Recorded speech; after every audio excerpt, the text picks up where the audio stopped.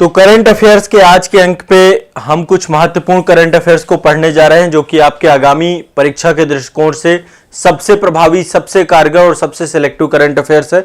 आपके लिए कुछ चुनिंदा करंट अफेयर्स लेकर मैं आप सभी के साथ प्रस्तुत हो चुका हूं। तो पहला करंट अफेयर्स आज का जो आप सभी का है, ये एक तथ्यात्मक जानकारी आप सभी को देना है। भारत का पहला वन विश्वविद्यालय बनाया जा रहा है। क्या बनाया जा रहा है? वन विश्वविद्यालय। कहां बनाया जा रहा है? ये इंपॉर्टेंट है, पूछा जाएगा। दरअसल देखिए भी हाल ही में तेलंगाना विधानसभा, तेलंगाना के बारे में जानते हैं, 2014 में जो है ये स्टेट आपका बनकर तैयार हुआ, आंध्र प्रदेश से अलग हुआ। तो तेलंगाना विधानसभा के द्वारा एक एक्ट लेकर के आया गया है, वानिकी विश्वविद्यालय। तो ये अधिनियम 2022 में लाया गया था और ये भारत का पहला वानिकी विश्वविद्यालय होगा। ये भी दिमाग में बैठा रखिएगा, भारत का पहला वानिकी विश्वविद्यालय। ठीक है, वानिकी पहला वन विश्वविद्यालय है ये भारत का। तो लिख लीजिए इसके बारे में, इससे क्वेश्चन पूछा जाएगा। भारत का पहला वानिकी विश्वविद्यालय। और एक चीज और ध्यान रखिएगा, अभी तक मात्र और मात्र रूस और चीन में ऐसा विश्वविद्यालय, रूस में है और चीन में है।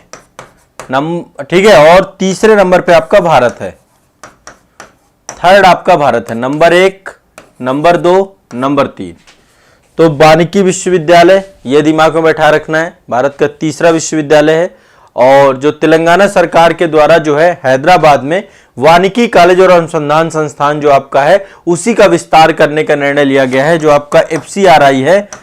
ठीक है, तेलंगाना हैदराबाद में ऑलरेडी आपका वानिकी कॉलेज है और अनुसंधान संस्थान है, उसी को जो है कन्वर्ट करके बना दिया जाएगा वानिकी विश्वविद्यालय। ठीक है, पूरी तरीके से इसको कॉलेज को यूनिवर्सिटी में कन्वर्ट कर दिया जाएगा। क्लियर है, स्पष्ट है, कोई दिक्कत नहीं है।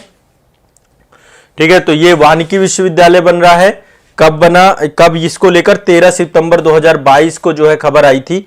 तेलंगाना विधानसभा के द्वारा बिल लाया गया था वानिकी विश्वविद्यालय स्थापित करने को लेकर के, और देश का पहला और विश्व का तीसरा वानिकी विश्वविद्यालय होगा। अभी तक रूस और चीन में है। ठीक है, क्लियर है। अब चलिए एक ये इसके बारे में समझते हैं, ये एक बहुत इंपॉर्टेंट है। CPTPP ये क्या है? CPTPP इसका फुल फॉर्म है ट्रांस पैसिफिक पार्टनरशिप। क्या है इसका full form? Trans pacific partnership. दरअसल है क्या, देखिए ये एक पार्टनरशिप समझौता है, एक प्रगतिशील समझौता है। किसका फुल फॉर्म है? ट्रांस पैसिफिक पार्टनरशिप के लिए व्यापक प्रगतिशील समझौता। उद्देश्य सिंपल सा है इसका, ये क्यों बनाया गया ये सब चीजें बताता हूं मैं आपको। इसका मुख्य उद्देश्य है कि जितने भी इसके साथ सदस्य देश जुड़े हुए हैं, इन सभी सदस्य देशों में टैरिफ कम करना और टैरिफ कम करके व्यापार में सुधार करना और विकास को बढ़ावा देना। ठीक है, इस उद्देश्य से बनाया गया ये 2016 में बना है समझौता। कब बना है? 2016 में। और जो आपके प्रशांत महासागर से जुड़े हुए देश हैं, जैसे कि यहां पे देखिए सब प्रशांत महासागर से जुड़े हुए देश हैं, तो ये सारे देश इससे जुड़े हुए हैं। टोटल 11 देश इसमें अभी तक हैं और अब इसका एक नया सदस्य जुड़ चुका है। नए सदस्य का नाम है ब्रिटेन। आपको पता है ब्रिटेन में ब्रेग्जिट हुआ था, ब्रिटेन यूरोपीय यूनियन से अलग हो गया था।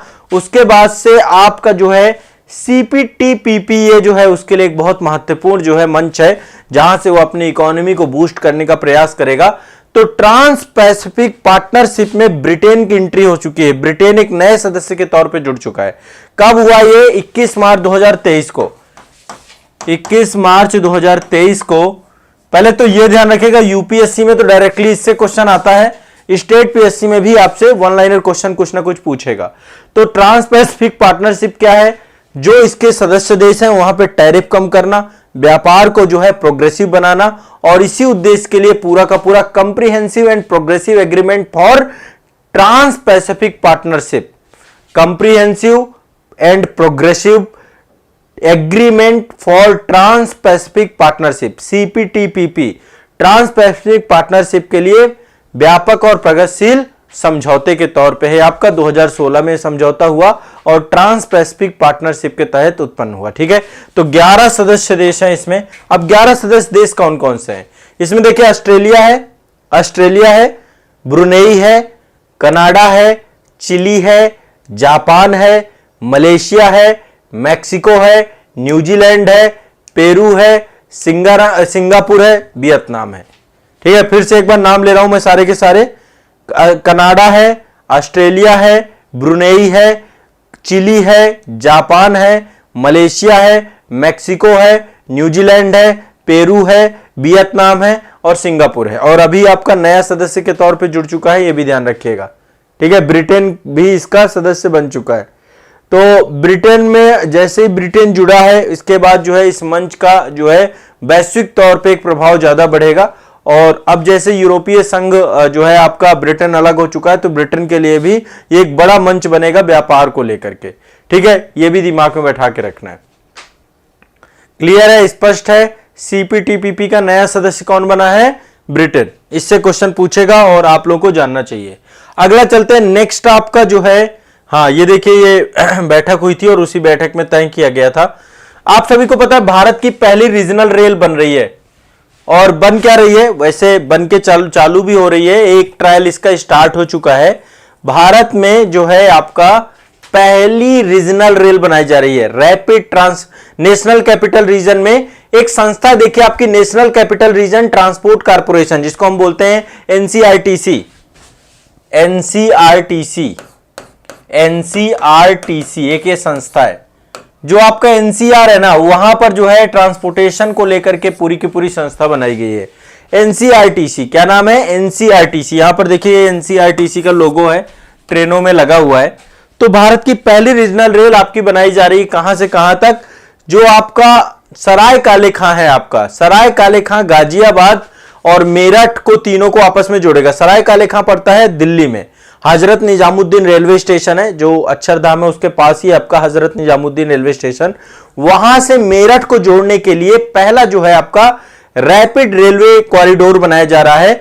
और इसके तहत जो है भारत की सबसे तीव्र गति की ट्रेनें चलाने की तैयारी हो रही है। लगभग 180 किलोमीटर पर घंटे के रफ्तार से सबसे तेजी से जो है यहां पे ट्रेनें दौड़ेंगी और ये भारत की हाई स्पीड ट्रेनें होंगी। तो अभी देखिए इनकी ट्रेनें लगभग बन चुकी हैं आपकी पूरी की पूरी। गुजरात में एक जगह है सावली में एल्टास कारखाना है, वहां पर जो है ये पूरी की पूरी आपकी जो है ट्रेनें बनके तैयार हुई हैं। तो राष्ट्रीय राजधानी परिवहन निगम बनाया गया है, जिसको हम एनसीआरटीसी बोलते हैं। इसको जो है अभी कुछ ट्रेनों की खौफ सौंप दी गई। अभी 8 मई को जो है 8 मई 2022 से जो है यहां पर जो है ट्रेनें आनी चालू हो गई हैं। तो सबसे पहले बात आपको यह जानना है कि सराय काले खां, गाजियाबाद और मेरठ के लिए पहली रीजनल रैपिड ट्रेन चलाई जा रही है। इसकी रफ्तार 180 किलोमीटर तक हो सकती है। अभी इसके तहत 17 किलोमीटर का फेज 1 कंप्लीट कर लिया गया है। आपका सराय काले खां से लेकर दुहाई तक, दुहाई गाजियाबाद में पड़ता है, यहां तक का जो फेज 1 के तहत इसको एक पहला ट्रायल हो चुका है इसका, ठीक है। 17 किलोमीटर का ट्रायल किया गया था। अब इसका कंप्लीट जो परिवहन है 2025 तक ये पूरा होगा आपका लगभग। तो एनसीआर को ये जोड़ने की तैयारी और एनसीआर को डेवलप करने की तैयारी के तहत पूरा का पूरा कार्य योजना चल रही है। पहली रीजनल रेल दिल्ली से मेरठ के लिए चल रही है। क्या चल रही है? दिल्ली से मेरठ के लिए, ध्यान रखिएगा। क्लियर है, स्पष्ट है, ये आपको दिमाग में बैठा के रखना है। तो इसकी जितनी भी ट्रेनें हैं सारी भारत में निर्मित हो रही हैं। कुछ इसका जो सामान है वो आपका विदेशों से मंगाया गया है। इसमें लगभग 18% पार्ट हैं जो कि इसके बाहर से मंगवा करके भारत में असेंबल किए जा रहे हैं। लेकिन ये बन पूरी तरीके से भारत में रही, गुजरात के सावली में बनाए जा रहे हैं। कहां पे? गुजरात के सावली में। तो मेक इन इंडिया के तहत बनाए जा रहे हैं। और इसमें जो है इसको जो डिजाइन किया गया वो हैदराबाद में डिजाइन किया गया है। हैदराबाद में इसकी डिजाइनिंग की गई है और सावली में बनाई जा रही हैं ये ट्रेनें। और इनकी रफ्तार 180 किलोमीटर की होगी, जो कि रैपिड जो आपका कॉरिडोर बन रहा है इसी के तहत चलेंगी। इसी पे ये पूरी की पूरी एक तरीके से मेट्रो तेल की तर्ज पे ही मान लीजिए, बट ये कि इनकी गति बहुत ज्यादा होगी, स्पीड ज्यादा होगी। तो ये एक बहुत महत्वपूर्ण है।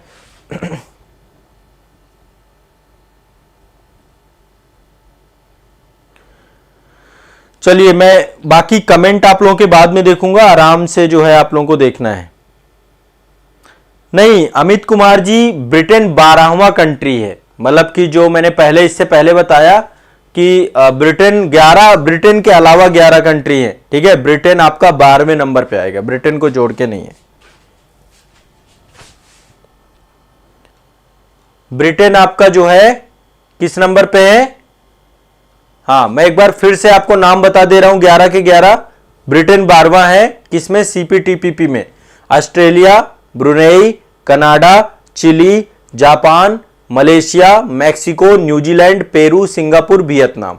इसके बाद आपका भी नया जुड़ा है आपका कौन सा, ठीक है, ये दिमाग में बैठा लीजिए, नया आपका ब्रिटेन जुड़ गया है। ठीक है, क्लियर, स्पष्ट है। चलिए, तो ये 3 हो गई बातें। चौथी बात ये आपके देखिए, ये आपका जो इससे क्या होगा, दिल्ली से मेरठ का टाइम जो है पूरा का पूरा 55 मिनट में आप पहुंच जाएंगे दिल्ली से मेरठ। ये देखिए, ये पूरी की पूरी बन रही है।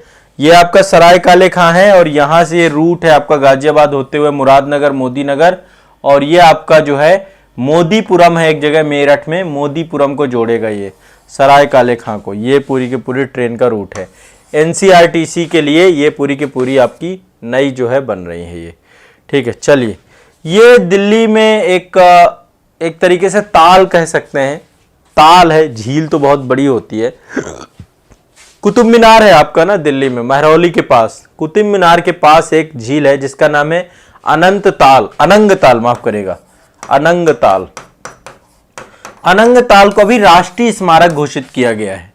ठीक है, राष्ट्रीय स्मारक घोषित किया गया था अगस्त 2022 में, इसका एक नोटिफिकेशन पारित किया गया है। तो एक राजा थे, तोमर राजा, दिल्ली में तोमर शासकों का शासनकाल चला है और अनंगपाल द्वितीय के द्वारा ही जो है इस ताल का निर्माण करवाया गया है महरौली में। किसके द्वारा कराया गया, अनंगपाल द्वितीय के द्वारा। कब कराया गया था, 1060 एडी में। किसके द्वारा कराया गया था, अनंगपाल के द्वारा 1060 एडी में कराया गया था। और जो है 11वीं शताब्दी में दिल्ली की स्थापना करने और बसाने के लिए अनंगपाल को जाना जाता है। अनंगपाल के द्वारा ही दिल्ली को एस्टेब्लिशमेंट किया गया था और इस पूरे जो है महरौली में अनंगपाल ताल को भी बनाया गया था। ठीक है, तो ये दिमाग में बैठा के रखिएगा और क्लियर है, स्पष्ट है। जो अभी दिल्ली है ना, पहले दिल्ली के नाम से नहीं थी, अनंगपाल के द्वारा इसको एस्टेब्लिश किया गया था।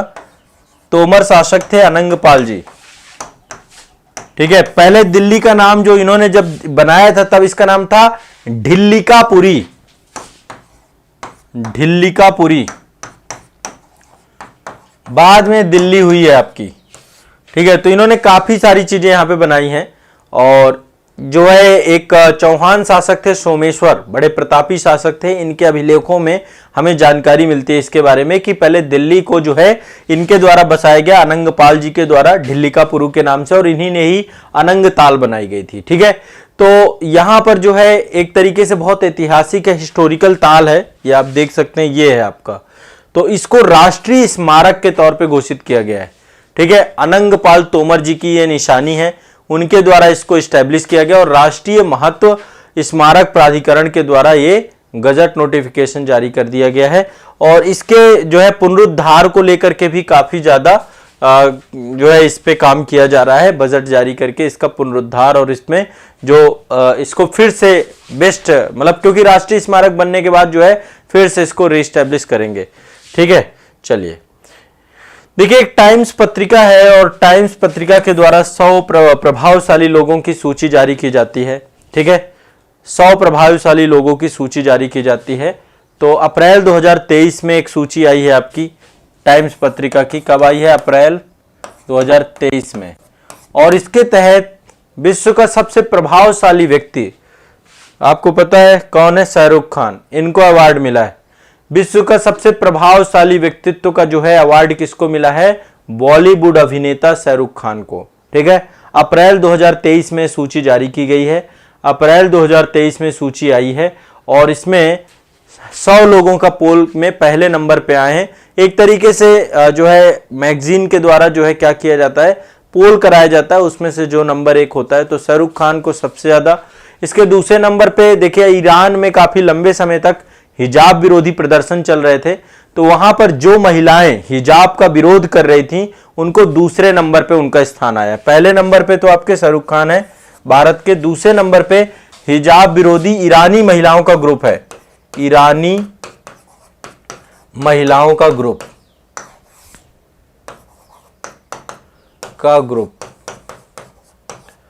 ये सेकंड नंबर पे है। ठीक है, तो इनको ध्यान रखिएगा। और तीसरे नंबर पे दुनिया भर में जो कोविड हेल्थ वर्कर थे उनको तीसरे नंबर पे रखा गया है, कोविड हेल्थ वर्कर,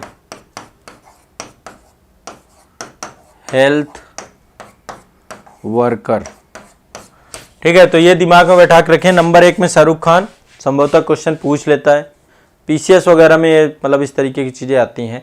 ठीक है, और चौथे नंबर पे आपका प्रिंस हैरी है, और 5वें नंबर पे जो है आपका लियोनेल मेसी हैं, जिन्होंने इस बार के फीफा वर्ल्ड कप में बहुत शानदार प्रदर्शन किया है। ठीक है, तो लियोनेल मेसी हैं, ये दिमाग में बैठा के रखना है। लगभग 12 लाख लोगों ने वोट दिया है, बहुत ज़्यादा लोगों ने वोट नहीं दिया है, और 12 लाख वोटों में से 4% शाहरुख खान को मिले हैं टोटल। ठीक है, तो नंबर 1 पे शाहरुख खान पहुंच गए। ठीक है, 3% वोट आपको इनको मिले हैं, ईरानी महिलाओं को।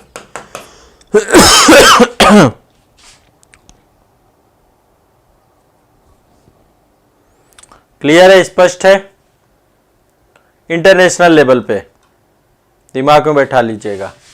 ये है हमारा आईएनएस विक्रांत। ये ईरान में जो हिजाब विरोधी महिलाएं का ग्रुप था, उस ग्रुप को जो है आपका दूसरे नंबर पे ये पूरा का पूरा वोट है, इसके बारे में दिमाग में बैठाना है। ठीक है, अब नेक्स्ट अगली खबर बहुत इंपॉर्टेंट है।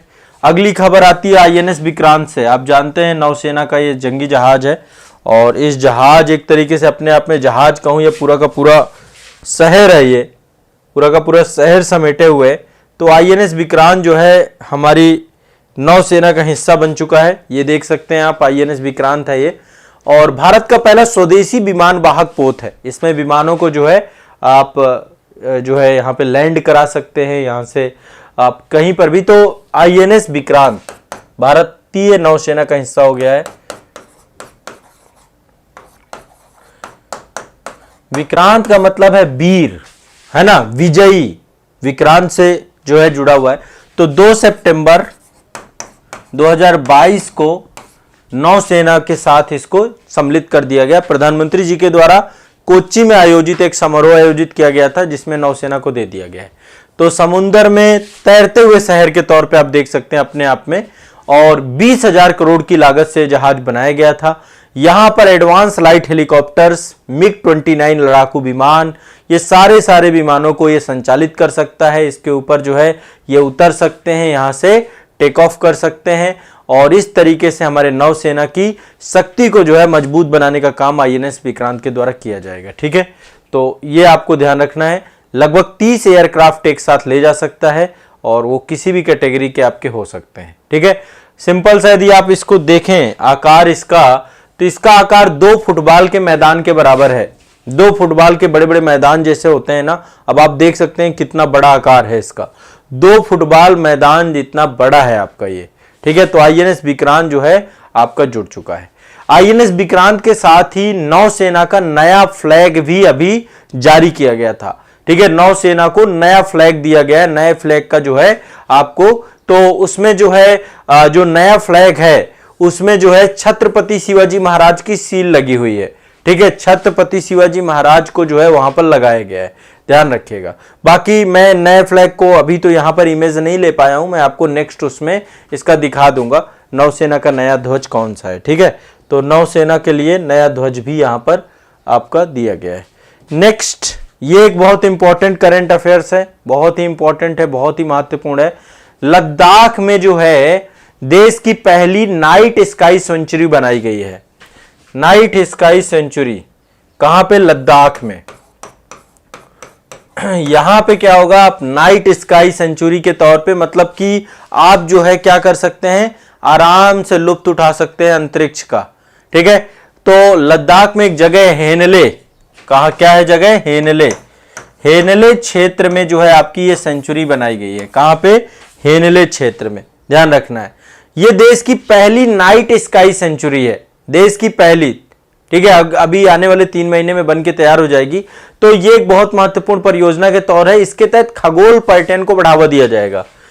खगोल पर्यटन को बढ़ावा दिया जाएगा। खगोल पर्यटन को बढ़ावा, ध्यान रखना। नाइट स्काई सेंचुरी कहां बनाई जा रही है? आपकी लद्दाख में। नाइट स्काई सेंचुरी लद्दाख में आपकी बनाई जा रही है।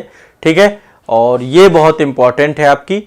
और आपको पता है देश की पहली नाइट स्काई सेंचुरी है, यहीं पर जो है चंगथंग वन्य जीव अभयारण्य है। इसी में आपका चंगथंग, उसी के अंदर बनाई जाए चंगथंग वन्य जीव अभयारण्य। वन्य जीव अभयारण्य है। इसी अभयारण्य के अंदर जो है आपकी ये पूरी की पूरी सेंचुरी बनाई जा रही है, जिससे लोग जो है जा करके आराम से इत्मीनान से जो है आनंद ले सकते हैं अंतरिक्ष का, आसमान का। कुछ इस तरीके का नज़ारा आपको टेलीस्कोप के माध्यम से, इन सभी माध्यमों से एक तरीके से खगोल शास्त्र में देखने का प्रयास करेंगे। ठीक है, तो एक तरीके से नाइट स्काई सेंचुरी कहाँ होती है? जहां पर पहली बात तो प्रदूषण नहीं होता है, रात को अधिक से अधिक जो अंधेरा होता है उसको सुनिश्चित होता है, ताकि आसमान में जो आपके सितारे हैं उनको अच्छे से देखा जा सके और उनका अध्ययन किया जा सके, उनको सभी लोग लुत्फ उठा सके। तो इसलिए ये पूरा का पूरा नाइट स्काई सेंचुरी के तौर पे आपका है। ठीक है, तो ये आप सभी के लिए एक तो ये ध्यान रखना है, नाइट स्काई सेंचुरी देश की पहली बनाई गई है, ये लद्दाख में हेनले क्षेत्र में। ठीक है, दूसरा INS विक्रांत नौसेना को समर्पित कर दिया गया है आपका। तीसरा आपका जो है टाइम्स 100 में शाहरुख खान नंबर 1 है, फिर दूसरे नंबर पे ईरानी ग्रुप की महिलाएं हैं, फिर आपकी कोविड हेल्थ वर्कर हैं टाइम्स 100 मैगजीन के अंतर्गत। इसके बाद आपका जो है ये अनंग ताल है, अनंग ताल अनंग पाल जी के द्वारा जो है रिस्टेब्लिश की गई है, और ये इंडिया की फर्स्ट रैपिड रेल जो है पहली रीजनल रेल आपकी बन रही है दिल्ली से मेरठ के तौर पे। और इसके लिए जो ट्रेनें हैं ये सिवानी में बन रही हैं, और इसके बाद सिवली में, माफ करिएगा, सिवली में बन रही है गुजरात में, और ये इनकी पहली खेप दी जा चुकी है जो है NCRTC को। और इसके बाद आपका जो है ब्रिटेन बन चुका है CPTPP का 12वां सदस्य के तौर पे। टोटल इसमें 12 मेंबर हो जाएंगे अब। ठीक है, 11 मेंबर मैंने आपको पहले बता ही दिए। और ये देश का पहला वानिकी विश्वविद्यालय बन रहा है तेलंगाना में। तो आज के करंट अफेयर्स में ये कुछ महत्वपूर्ण टॉपिक मैंने आप सभी के लिए लेकर आया हूं। देखो, अभी तक बहुत सारे टॉपिक हमारे हो चुके हैं, जितना रिवीजन करोगे उतना बेस्ट होगा। तो अब आप सभी को जितना मैं बता दूं उतना करना है और रिवीजन करना है। यहीं से पूछा जाएगा, इतने से ही पूछा जाएगा, इससे बाहर नहीं कुछ आएगा। अभी जितना मैं करा दूं उतना ही आपको करना है। ठीक है, बस इतना आपको पढ़ते जाना है। और साथ में एक चीज और ध्यान रखिएगा,